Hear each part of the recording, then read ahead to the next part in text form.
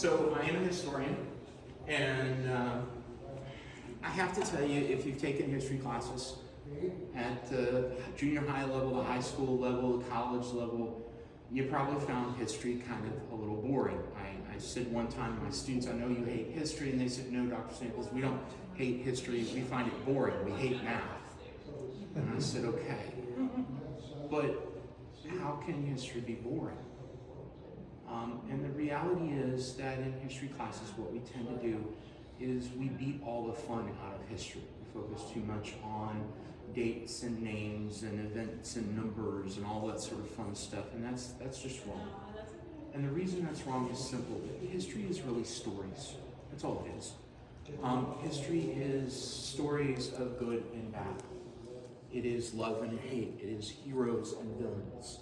And the beautiful thing is they're all true. We don't have to make any of this up. We don't have to go out and create. We just have to tell you what happened in the good old days, because it's always kind of fascinating. So what I'd like to do with you now is I'd like to share with you one of the great stories of history, all right? A story about the end of an empire, an old empire, about the death of an entire family, and about one of the most evil men in maybe all of history. So if you'd sit back and relax, I'd like to tell you about the death of Rasputin.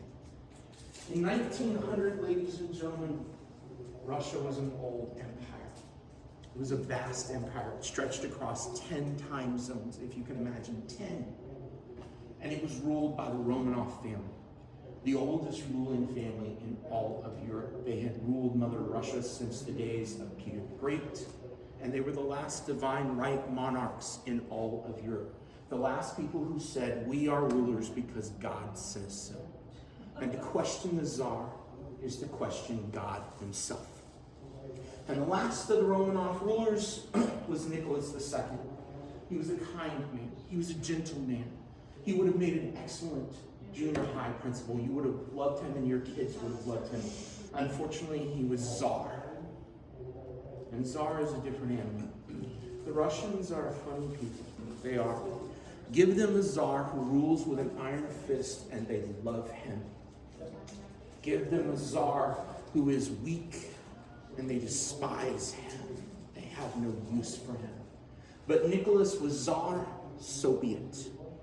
He courted and wed a beautiful German princess, Alexandra. Alexandra was courted by two different men. One, the future king of Germany, Kaiser Wilhelm II. The other, the future Tsar of Russia, Nicholas II. Imagine, if you will, ladies, facing choice. Did you want to be queen of Russia or queen of Germany? It was up to you. She chose Russia. And together they had 4 beautiful daughters: Olga, Tatiana, Marie, and Anastasia. And as each one of the daughters was born, they grew more and more distraught. When the 4th child, Anastasia, was born, it was hours before the Tsar could come and face his wife. And she begged his forgiveness. I'm sorry. I tried to have a son and I couldn't. I'm sorry. You see, they loved their daughters. They did. But no woman had ruled Russia since Catherine the Great.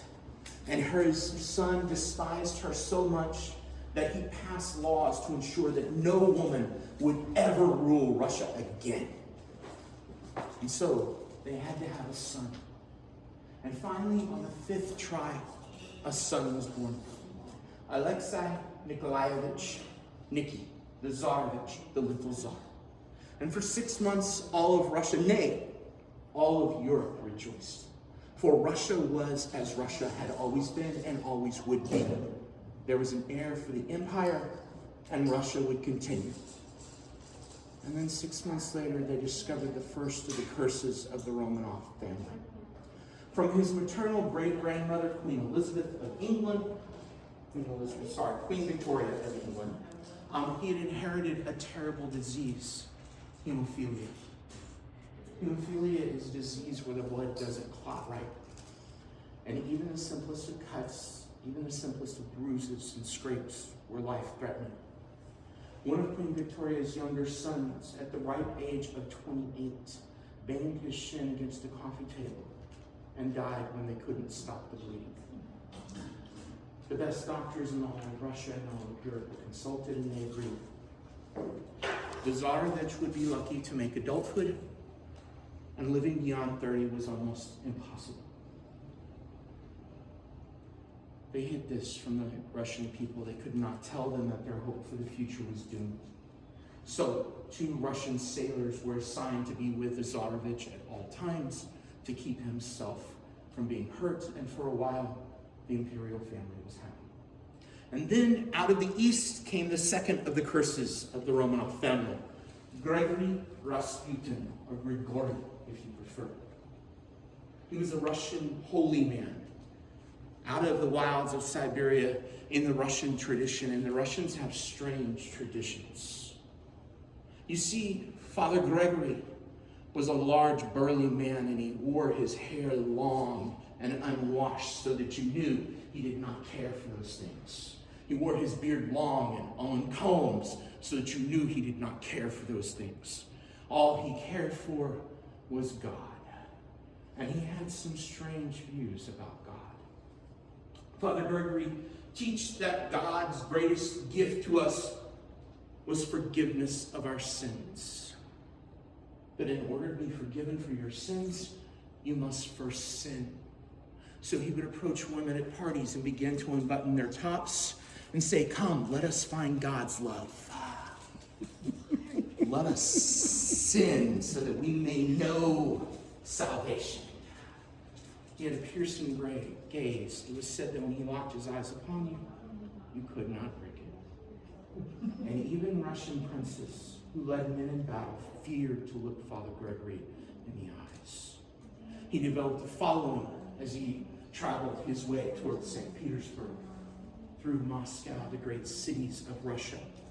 And in St. Petersburg, he was introduced to the Tsarina, and he displayed his most amazing ability. Not only was he charismatic, not only was he a holy man, he was a healer. He could make the bleeding stop.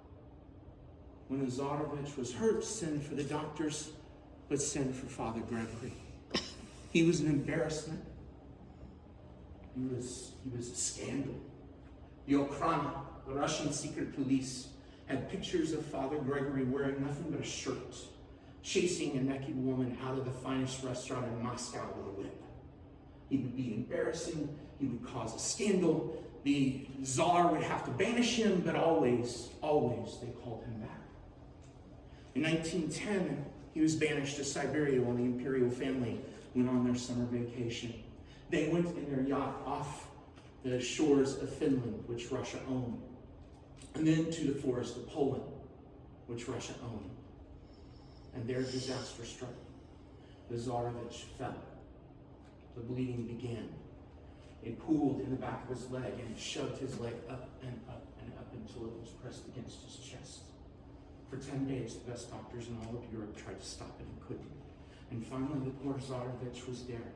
His mother at his side as he begged her, "Please, please let me die. I cannot take this pain. Let me go to God. Do you not want me to stop suffering?" And she begged her husband, "Please, please let us send for our friend. Please let me send for Father Grigory." And finally he said, "Fine, you may send for the madman. Go ahead." And out went the message. From the forest of Poland to the wilds of Siberia, "My son is dying. Come quickly, Alexander." And back came the response, "Your son will not die. God favors you. I will be there soon. Do not let the doctors bother him too much. Rasputin." Within an hour, the bleeding had stopped. Within an hour. And from that moment on, Alexander believed that one man and one man alone kept her son alive. And his name was Grigiry Rasputin.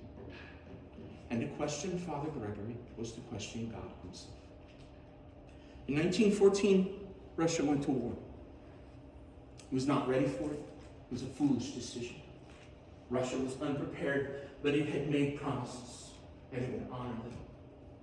They attacked before they were ready to try to save France. They lost 250,000 men in the Tannenberg Forest.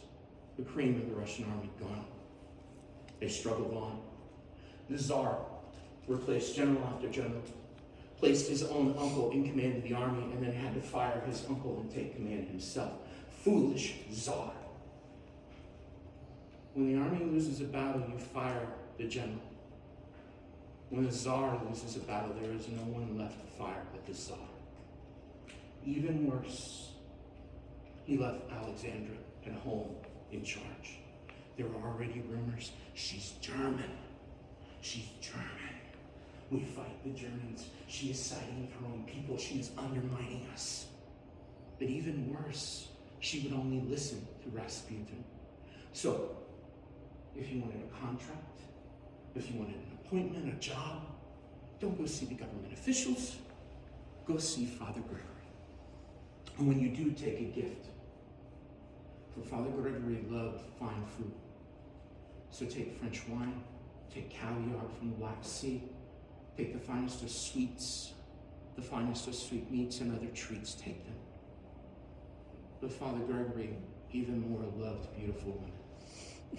So take a woman with you, not a prostitute. Father Grigory had other interests. Your wife, I hear she's pretty. Your daughter, I've heard things about her. I've heard things about your sister. Why don't you bring them? And I would love to meet them. And he meant meet in the biblical sense. And they did. They lined up outside of his apartment in St. Petersburg, and they brought the most beautiful and esteemed woman in Russia to meet this peasant. And the peasants watched, and they grew angry. And the aristocracy watched, and they grew worried. For if there was a revolt, it would not just overthrow the Tsar, it would overthrow everyone. So finally, a group of them decided Rasputin must die. One of the leaders was Prince Yusupov. The Yusupov family, they're an old family, descended, it is said, from a nephew of the Prophet Muhammad himself. A rich family, richer than the Tsars, if you can imagine. But Prince Yusupov, he was an embarrassment. A weak man, a coward, some said. His older brother had been challenged, he had been challenged to a duel. He had declined, so his older brother had to go and face the man to preserve family honor, and was killed. And now Yusupov was leader of the family.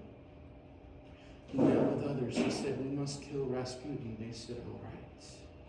They invited Rasputin to a party. He declined. He rarely left his apartment. He knew people were after him. But Yusupov had bait. You see, his wife was a niece of the Tsar. And so he sent word, my wife would like to spend some time with you in private. Who could resist? So Rasputin came to the party. He was led in through a side door, down a very narrow flight of wooden steps to a half basement made up as a drawing room. Yusupov had greeted him at the door, took him down, said, here is food, here is drink. No. I've had too much upstairs. I could not anymore. For he dare not touch a drop nor a bite. It is all poison. But Rasputin ate and drank and ate and drank and ate, and nothing happened. And Yusupov excused himself. Rasputin was getting bored and anxious. He wanted to leave. He went upstairs and he said, what do I do? He's not dying. And the other conspirators, trying to sound like a party, said, take this gun and for Russia kill him. So down he went. And there was Rasputin staring at this ornate gold Russian Orthodox cross on the wall. And did he say how magnificent, what craftsmanship, how inspiring? No.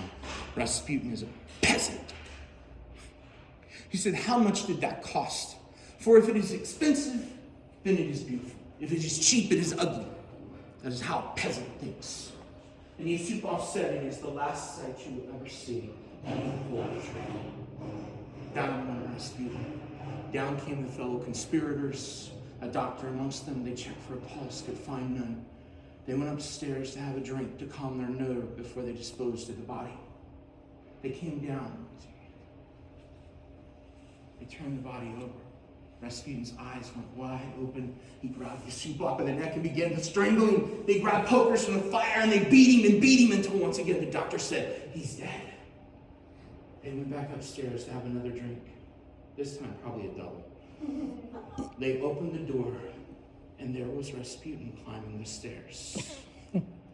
He got to the door in the courtyard.